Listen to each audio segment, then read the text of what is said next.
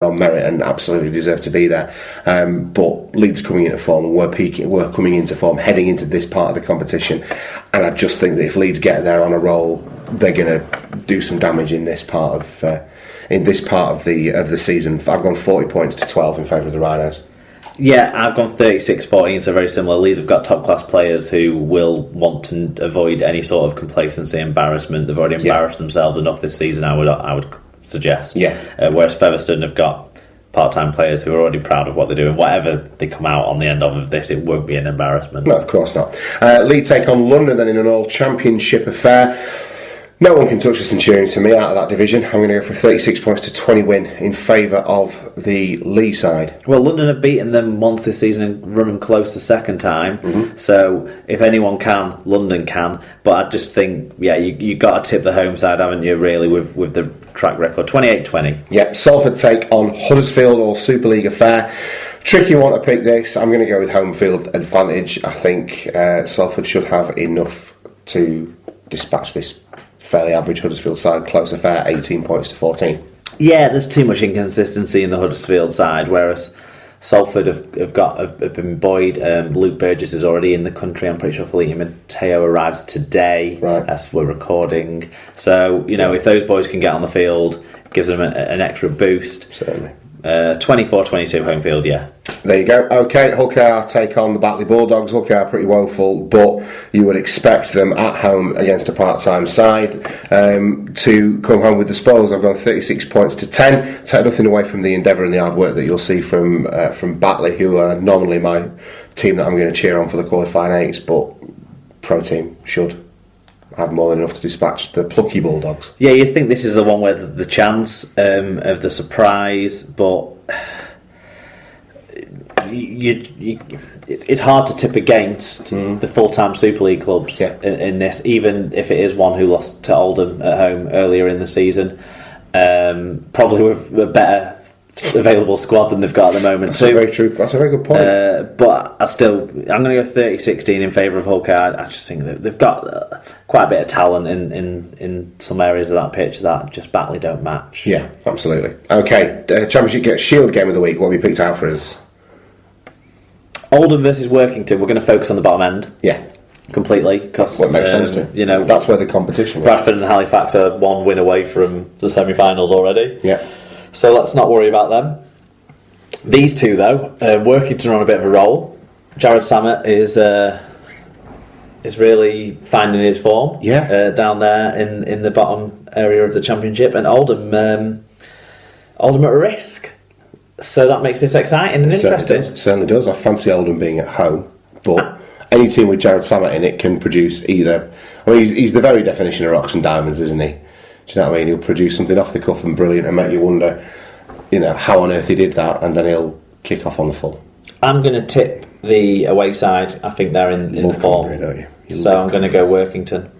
Fantastic. League One Super 8's game of the week. What have we got for us? Hunslet versus Doncaster. This is two teams in that chase for those playoff spots.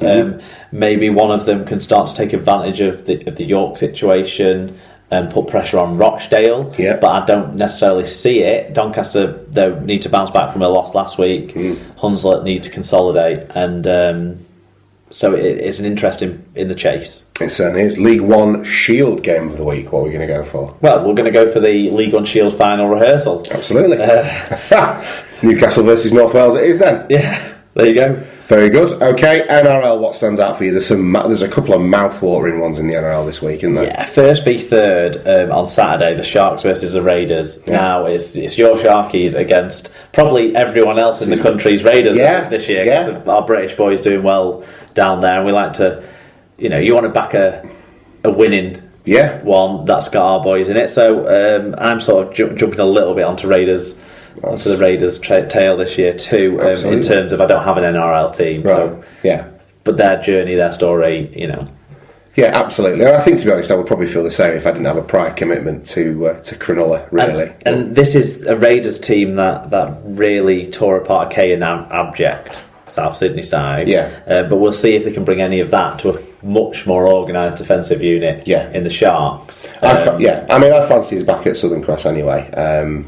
And as well organised as we are within within those structures, we've got flair players who can do some pretty amazing off the cuff stuff as well. So fingers crossed for a 17th consecutive match without being defeated. And the other one that jumps out at us, Mark, which is that Titans versus Warriors on Sunday. This is two teams down that sort of log jam at the bottom end of the 8. The Titans are really having an upturn this season. The Warriors can do anything on any day. Thomas Luluai's playing really well for them. Sean Johnson's kicking in some special bits of display. But the Titans have got one of the favourites for the Dally M now. What's his name? The big forward. Well, they got a few forwards who are in Parsi and James and people like that are in really decent form for them, and so it should be a good matchup. Absolutely. Okay, that's the world of rugby league well and truly covered for the week. So all we need to do now is to wrap up the show for you.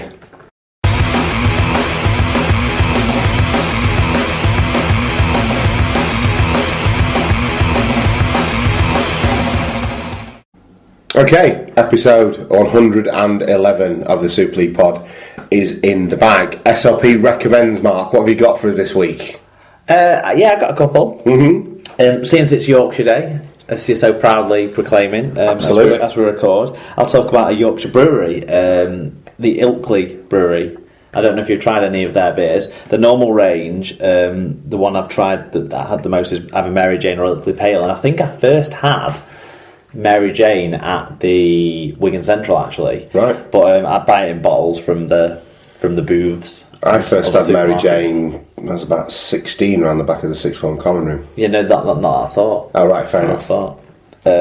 Anyway, so like a lot of the beers I've had of theirs before are a sort of lighter kind of more sessiony kind of drinks around about the low 4%, high 3%. But at the weekend I tried Crossroads IPA, which is 5.4%, and it was wonderful. Was it? Yeah. Good stuff. It was wonderful. I don't think I have had anything from Ilkley. It's Saltaire that I've had. Okay, yeah. That's nearish by. That's as well. Yeah, Saltaire are okay.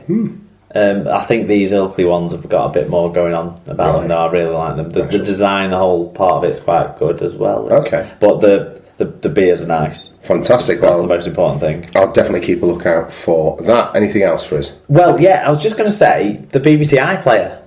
Right. Because I'm still adjusting to this modern world in many ways. You may never fully adjust, Mark, I suspect. I don't think I will. Yes. But I'd missed a programme the other week that I'd forgot to record, so I thought, I'll go and find it in the iPlayer. And as I was scrolling through, I just found loads of cool little bits of documentaries and stuff that I wouldn't really normally watch. Okay. There's a good documentary about the Somme that's been on BBC Two the last couple of weeks. The third episode of 3 is on this week. Okay. And I picked up those and started to watch those, and they're quite interesting. But I also, it sounds dull as anything, but it was a programme called Time Shifts, and it was about, and this particular episode of it was about the nationalisation of the railway, so the whole period of nationalisation, sort of up to reprivatisation. Yeah. It was all really very interesting. Right. Yeah. So it's worth being able to use the iPlayer. Yeah. For things like that you didn't even think to watch. Little undiscovered gems. That's cool. Quite liked it, yeah. Yeah, good stuff. And if you didn't watch the 1966 programme last night on Sunday, that was on BBC Two, I'm sure that'll be up on iPlayer. I'd recommend going and checking that out. I tend to watch the Super League show on iPlayer if I've missed it. Yeah. Late at night. I record the HD version of it on a Tuesday lunchtime. Yeah. Clever boy. Like style. Okay, well, those are wonderful SLP recommends, and mine don't really carry the same weight. We talked about Finding Dory before, and I can only, to the parents that listen, I can only recommend it. I can't recommend it highly enough. If you fancy taking your kids out to the cinema one evening, get yourself on a bit of Finding Dory. But the real passionate SLP recommends that I have for us this week, Mark, is Biscoff Crunchy Biscuit Spread. Have you ever heard of it? No. Right, let me tell you a tale, because this shit is the balls. The geezer that sits opposite me, Chris, is an older fella. He's about my dad's age, and he loves Poundland. And he comes back from Poundland on our estate, and he always has these little coffee biscuits. Where you work, not where you live. This estate. Yeah, the business, the retail park. The retail park, the estate where I work. Yeah, not where I live. I don't live on an estate. I live in an apartment. Wow. Anyway, semantics aside, he comes back with these Biscoff. They're like little almond. Not even almond, they're like biscotti biscuits, but not almond. Like, the stuff that you get on the side of your cup of coffee and so. Oh, right, yeah. You wrap them, and they're not gingery, but they're good for dunking in coffee. Anyway, Biscoff biscuits they're called, and they are quite nice. And he occasionally shares one and what have you. And I said, bloody hell, these are one of the nicest biscuits I've had with a brew for a long time. He went, have you ever had the spread? I said, what about have I ever had the spread? He went, they do these biscuits crushed up, caramelised in a jar for you to put on your toast. I said, fuck off, Chris, you're talking shit. Anyway, he brought a jar of it in as a gift for me this morning, and I had some on my crumpets at work, and I immediately knew what my SLP recommend was going to be, because it's something I wish I'd never tasted, to be honest, because is it going to derail your trading? I genuinely suspect that I might end up just eating it with a spoon out of the jar. A spoon? You'd go to bare hands. I can't imagine you getting to a spoon. Just to get the thing is, I struggle to get my hands in the jar, you see, so I would have to use some kind of rudimentary tool, a twig on my way home then, for argument's sake. I can just imagine you getting your face stuck in it Winnie the Pooh style. Just trapped over my nose and mouth. Yeah, but yeah, Biscoff crunchy biscuit spread, you can get it in Sainsbury's. It's down the preserves aisle. If you see it, it's well worth a go. Right, I would say. So is it nutty? Because that rules me out. It's not got nuts in it. It's the consistency and texture of chunky peanut butter. That's the consistency you get in that kind of feel. Well, I don't eat that, so. But it tastes nothing like it. If it's the texture of peanut butter that you don't like, then you probably won't like the texture of this. But the flavour is nothing like it. It's the nuts part of it. There's no nuts in it, man. Right. It is not. I won't say it's nut free, because there's always that little thing, but it's not nutty. It's biscuity and buttery and wonderful. Fair enough. And I love it. Shall we rookie it up now? Yes, the NRL Rookie. Much as you might have anticipated, given Reese's good fortune the week before to be captain and avoid being nominated, chickens came home to roost somewhat this week, didn't they? Yeah, so obviously this time everyone was up for the cut, and the challenge was, it demonstrated their ability to use a marker pen and run up a hill several times. Yeah.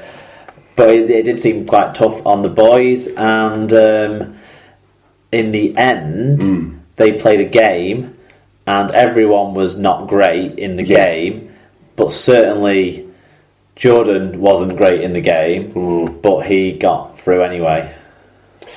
Yeah. Is my feelings of this week. I felt like Jordan was nailed on to get through the final from a few weeks ago. The way that the narrative on it has been going and stuff. I'm just throwing it out there, and I'm just going to leave it hanging, but the three White Boy Sydney boys are in the final, as picked by the White Boy Sydney boy. Freddie Fittler. Can I have a Kanye West moment? Freddie Fittler does not like Maori people. I don't know. Maybe they are. Maybe it's coincidence. No, the issue for Reece was learning the position. Yeah, and absolutely. I think they felt like maybe he couldn't make the next step up at this stage. Yeah. In learning the halfback position. Of course, legitimate, isn't it? Really? Yeah, but I just think Jordan's almost a waste of time because his body can't hold up to it. He is for all his silky running skills when he is moderately fit. The guy hasn't got the capacity to go. These biscuits, 40 minutes against a team of part timers. He's not going to cope. 80 minutes in the NRL. Yeah. No. But I thought it screwed his interview as well with his sort of attitude about it. But basically, like you say, he was written down. His name was nailed on from that try he scored in week 1. Yeah, I think to be honest, he picked it up 5 metres deep in goal and ran through the whole lot of the team and scored at the other end. I think, with the exception perhaps of Gary John, who, if things had gone a little bit differently in a way that perhaps producers can't control, might have got to the final. I think that really you could have probably quite easily, not quite easily, but it wouldn't have been a massive leap a couple of weeks in to predict these three. Well, they did talk about Chrissy Hyde's age a lot. Yes. But then his body hasn't been battered down by years and years of playing at that high